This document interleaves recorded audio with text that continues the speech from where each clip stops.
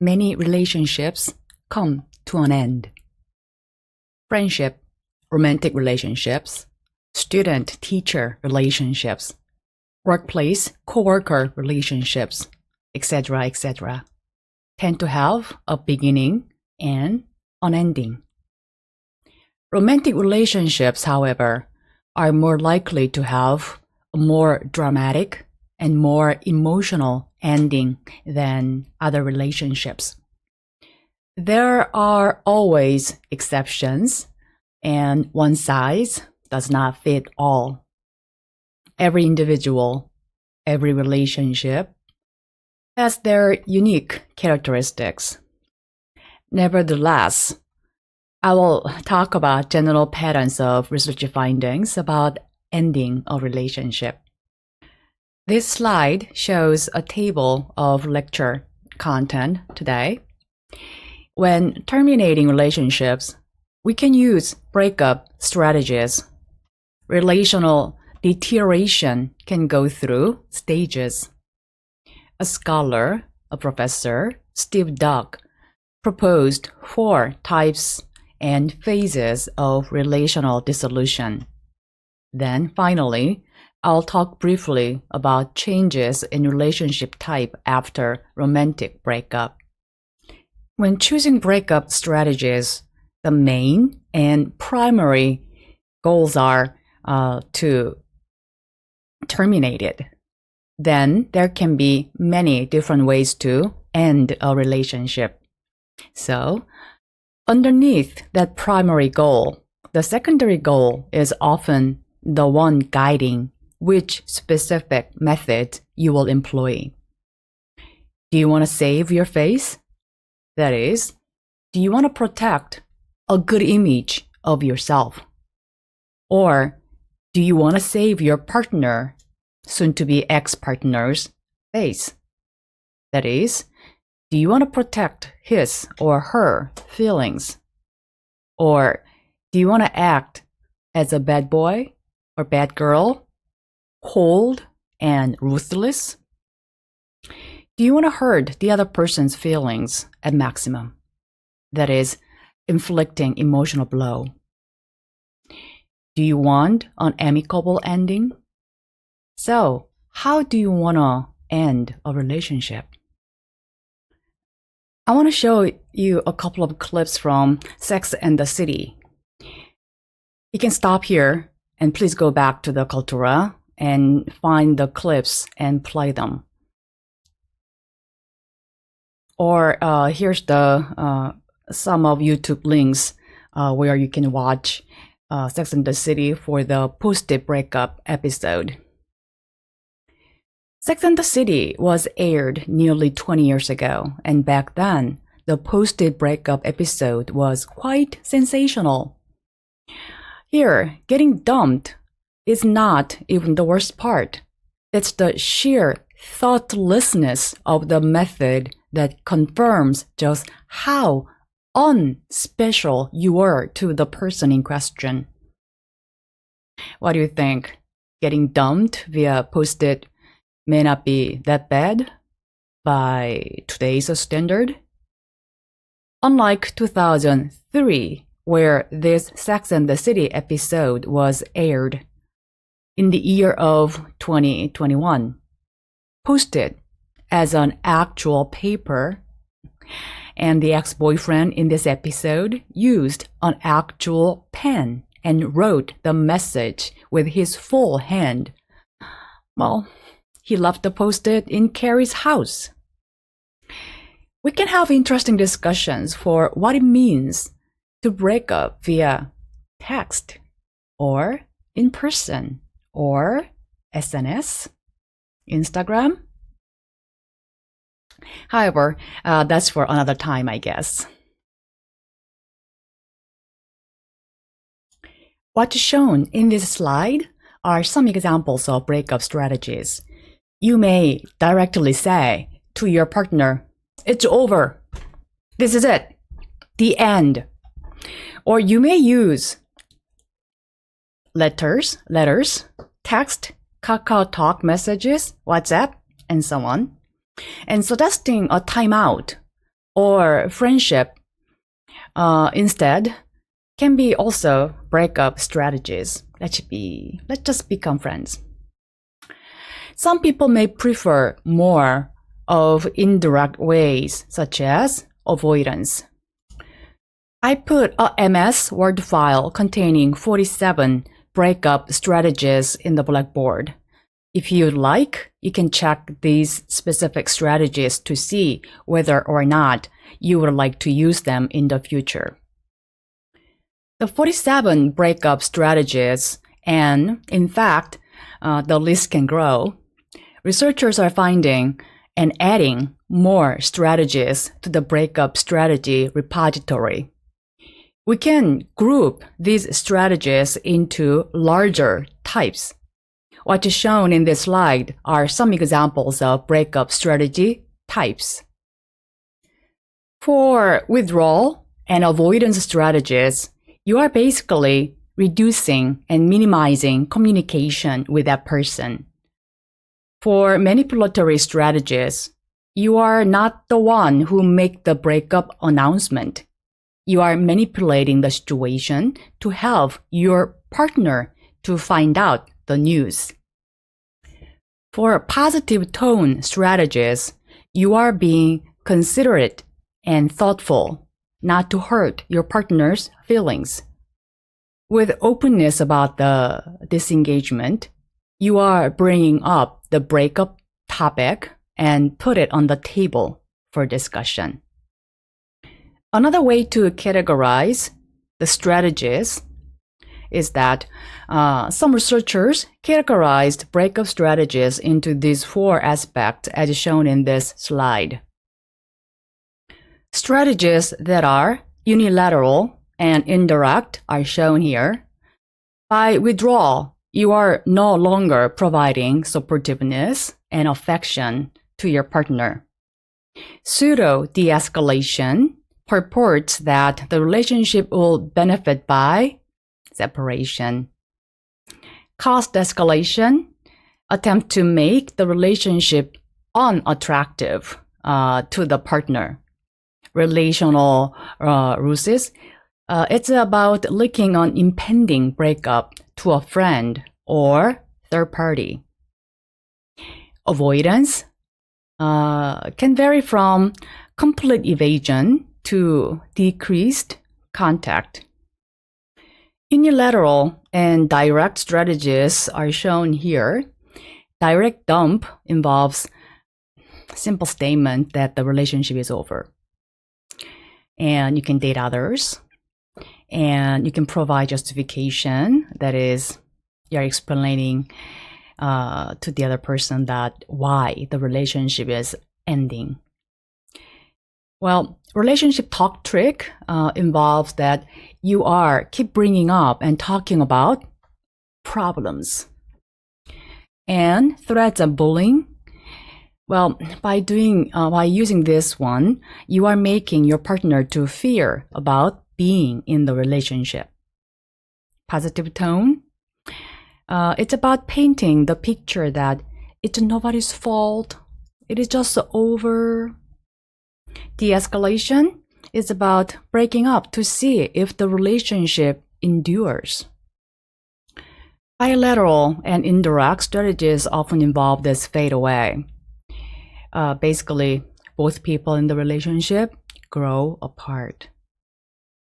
And bilateral and direct strategies involve this blame game and negotiated farewell. By blame game, both parties are dissatisfied and they blame each other. Negotiated farewell involves that both parties realize problems cannot be solved and then they negotiate how they're going to break up. Mark Knapp developed this model for relationships coming together and coming apart. The reading number 7, Relationships with Romantic Partners, explains this model. So I'll skip this part. This slide shows a summary of the 5 phases coming apart. Again, the reading for this class already have this content. Steve Dock developed a topographical model of relationship disagreement and dissolution. Many people view relationship breakdown as one-off event that just happens when one partner decides to leave a relationship.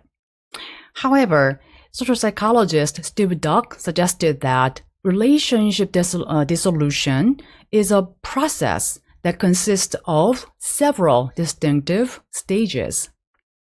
So the first one, pre-existing doom.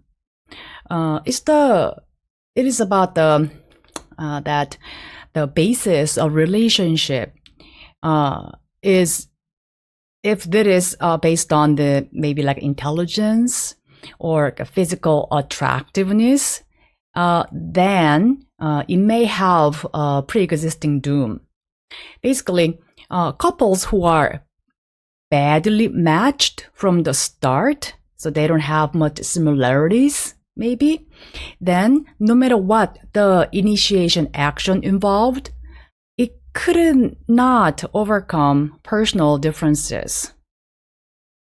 And then the second phase is the mechanical failure, that it's about poor conduct by one or both partners. Often it involves examples of failure to communicate. When things break, where communication then may be poor and interactions go badly. So if both parties in the relationship do not have a good way to communicate with each other, then relationship will never survive. Process loss. Well, partners fail to develop a relationship to its theoretically optimal level and gradually become so dissatisfied with it to the extent that they may even wish to terminate the relationship. Relationships that die because they do not reach their potential, albeit a slow death, maybe it's a slow death because of poor productivity or communication in one or both of the members of the dyad.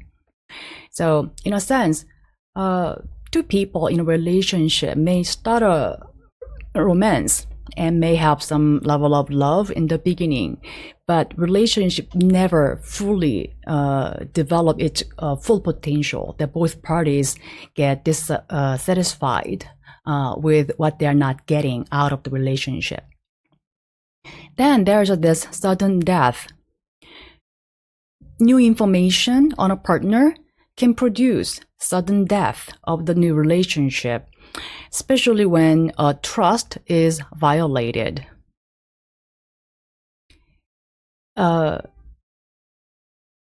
There's a researcher who described 3 conditions that produce sudden death in a relationship. There can be two-sided subsidence in which both members of the couple maintain a formal relationship with no intimacy. Then there's a one-sided aspect where one partner is dependent and hang on, while the other actively seeks to end the relationship.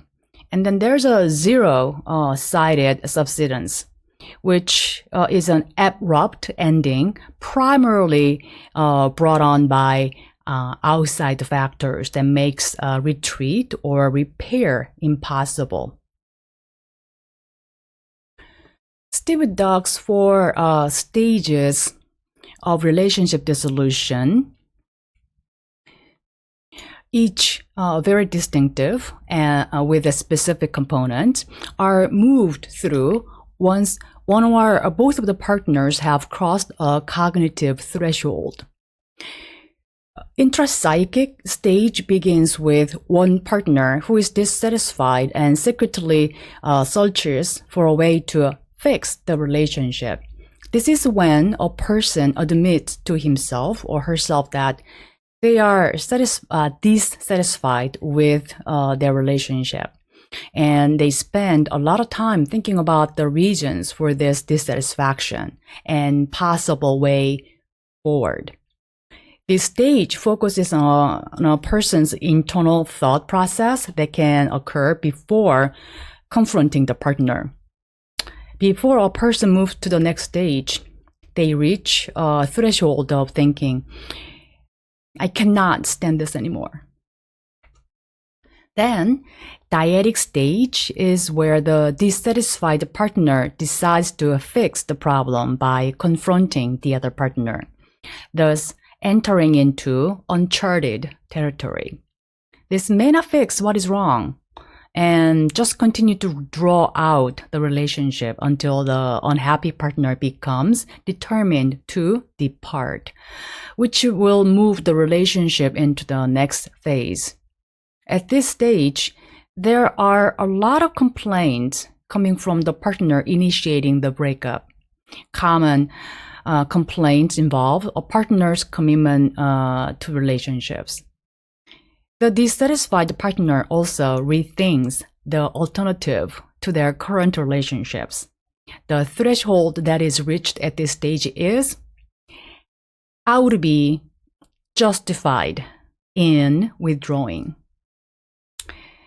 The social stage is when the partner divides their account of how the breakup happened, how they will present it to their social circles.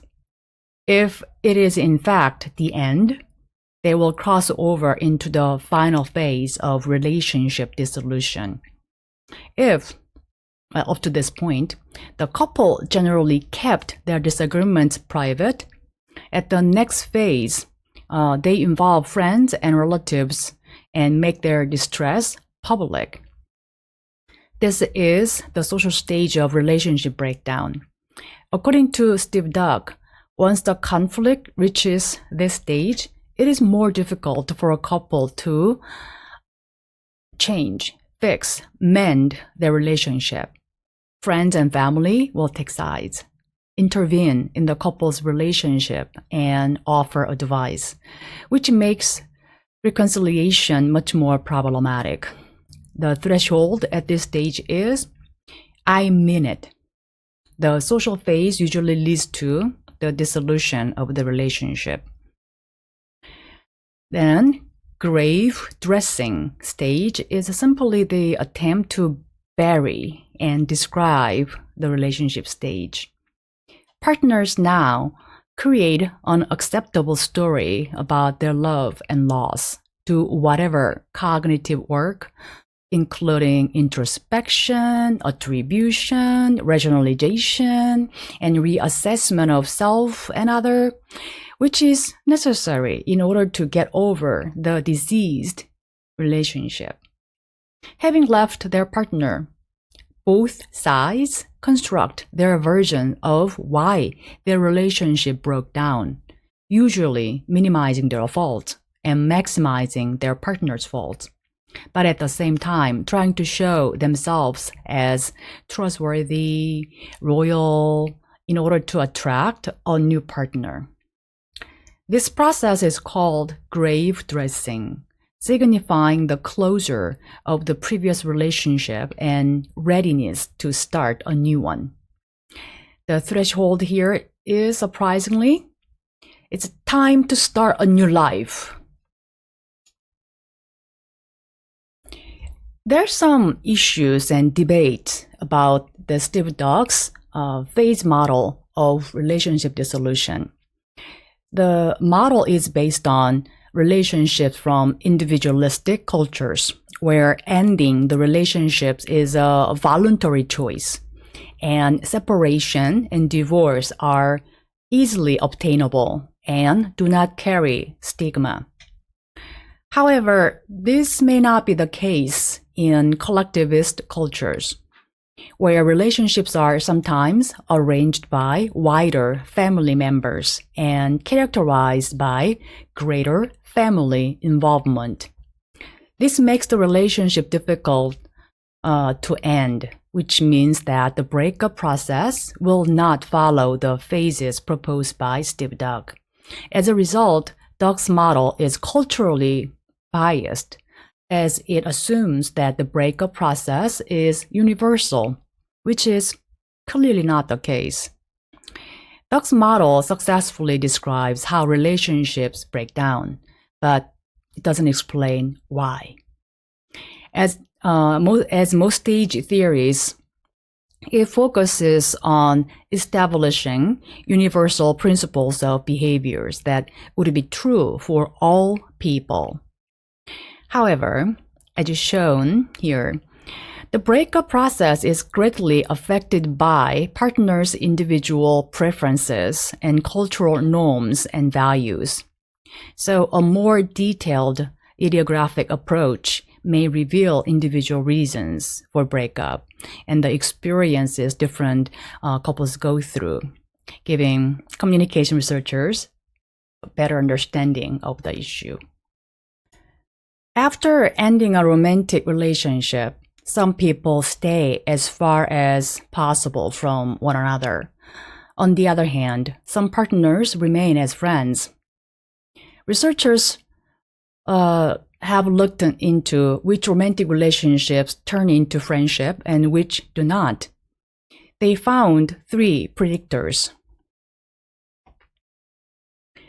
If romantic partners started their interpersonal relationship as friends first and then developed romantic relationships, then decide to end the romantic relationship, they are much more likely to remain friends to each other. But 2 people started their romantic relationship as, for example, passionate lovers, then it's over. The second predictor is equity. If the romantic relationship was equitable, even after the relationship is over, the partners are likely to remain as friends. If you are breaking up with your partner, maybe because you are under-benefited, you probably do not want to be friends with your partner afterwards. The third predictor is about the type of breakup strategy. If you or your partner used avoidance as a breakup strategy after romantic relationship is over, it is quite awkward to meet up with the ex-partner and become friends. So when you think you need to end a relationship, whether it's a romantic or even friendship, choose your strategy wisely if you can. In my opinion, in these days, in our lifetime, ending a relationship is as important as starting or maintaining relationships. Ugly breakup in either one-sided or two-sided aspect is stressful, to say the least. We need to make conscious efforts to be prepared so we can have amicable breakup. This concludes interpersonal communication lecture materials.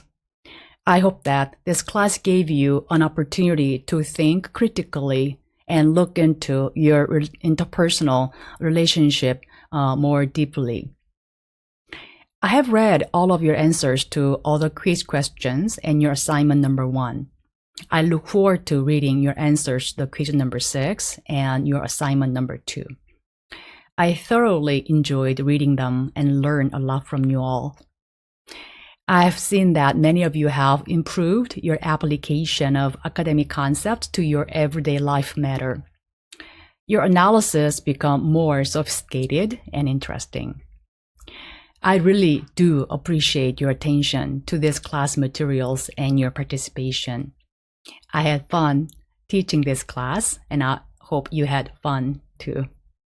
I wish you best.